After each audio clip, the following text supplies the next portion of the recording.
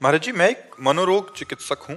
किसी भी रोगी की मानसिक पीड़ा कम करने के लिए मेरे मन में क्या भाव होने चाहिए और भगवत भाव किस तरह किसी रोगी की मानसिक पीड़ा को दूर कर सकता हाँ, बात ये समझनी कि उसकी जो मानसिकता है वो ऊर्ध्वगति रहित हो चुकी है।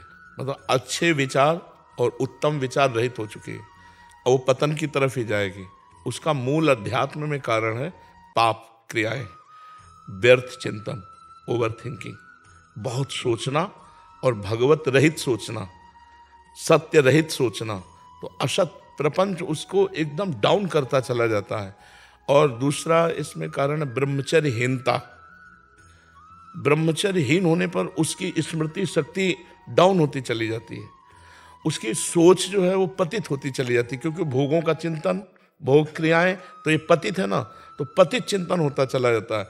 अब अगर उसके चिंतन को बल मिले, शीतलता मिले, शांति मिले, आनंद मिले, तो अभी पलट जाए।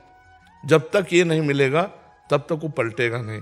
आप दवाइयों के द्वारा कितना भी रोकने की कोशिश करें, वो बेहोश रहेगा, वो नींद में चला जाएगा, लेकिन जब होश आएगा तब उसका चिंतन निगेटिव ही होगा, तब उसका चिंतन कमजोर ही होगा।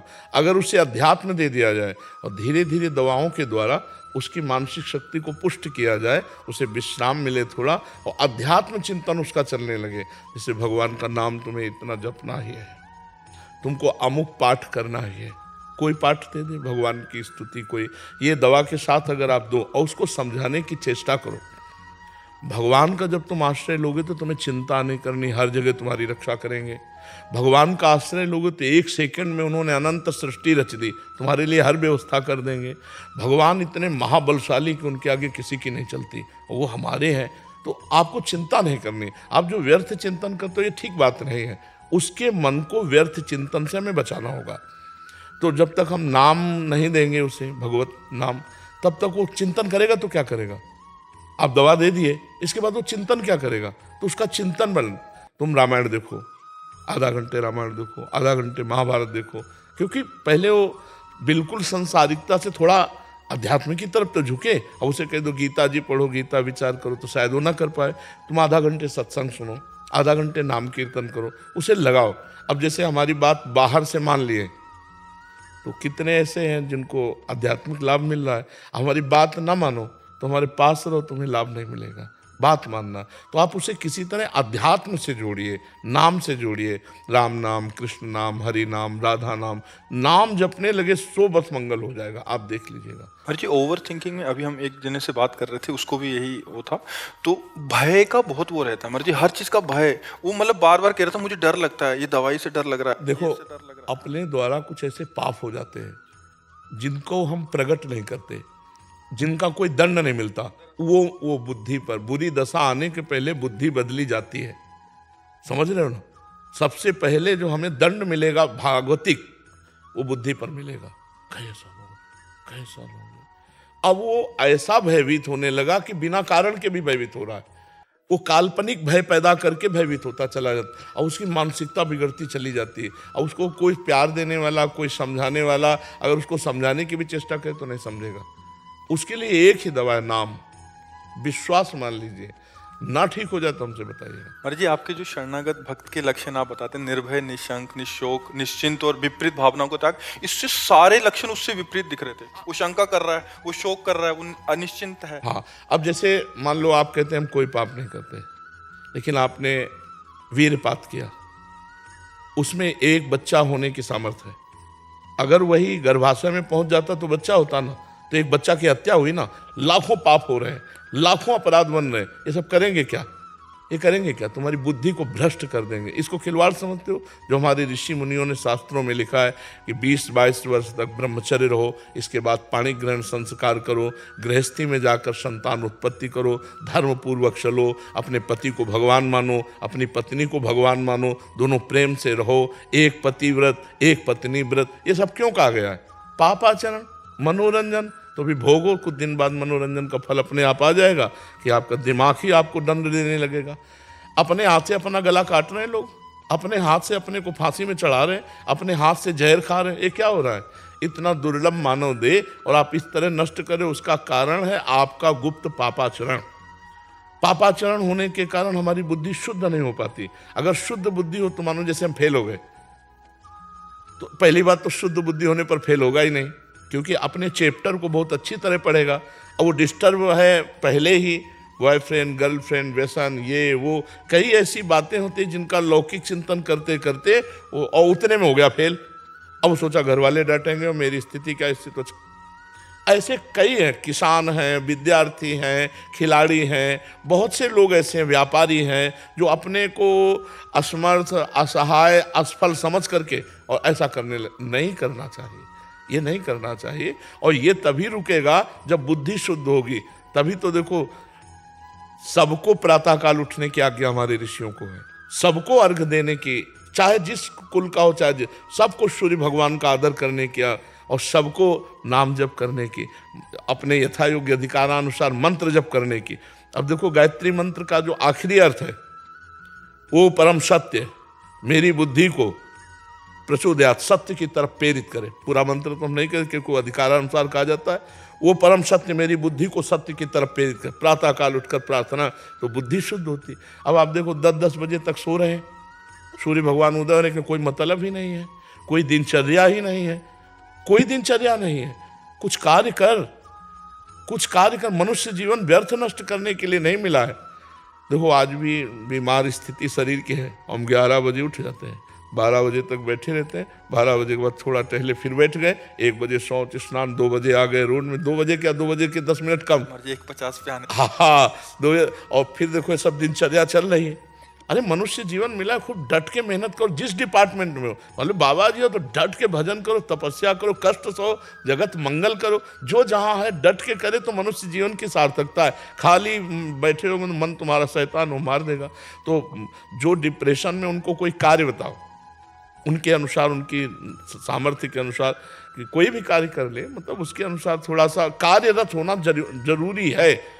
बेकार आदमी डिप्रेशन में नहीं जाएगा और क्या जाएगा।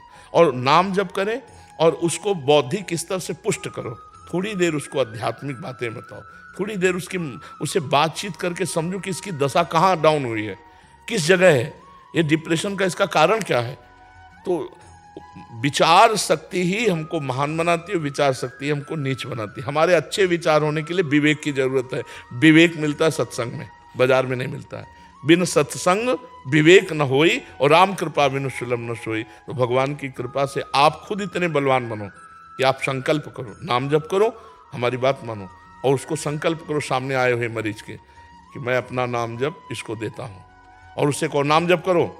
तो तुम्हारा जो नाम जप, मान लो 1000 नाम जप दिया, तो वो दान करने का तुम्हें 10,000 नाम का फल मिलेगा।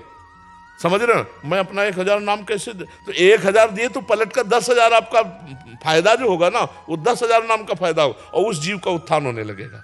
तो आप भी नाम जप कीजिए और उसके विचारों को पढ़िए और उसको आध्यात्मिक में धीरे से लाइए और भगवान का बल उसे दीजिए, तभी पुष्ट होता है, नहीं तो फिर परेशान हो जाएगा। एक समस्या है, हजारों समस्या है। शरीर स्वस्थ है, खाने पीने को सब है, अब बेटी ब्याह के योग्य है, पैसा नहीं है, बेटी का ब्याह करने के लिए वो आया ना, तो लड़का वाला ऐसा रईसी दिखाएगा मुझे कार ही चाहिए। अरे चाहिए कि तुम अपनी बेटी दे रहे हो, बस हमारे लिए पर्याप्त है। कितनी समस्याएं ऐसे गृहस्थों के पास, ऐसे लोग, सब व्यवस्था हो गई है, अब बेटी का जहाँ ब्याह किया, खूब धन खर्चा किया, लड़का बेकार में निकला।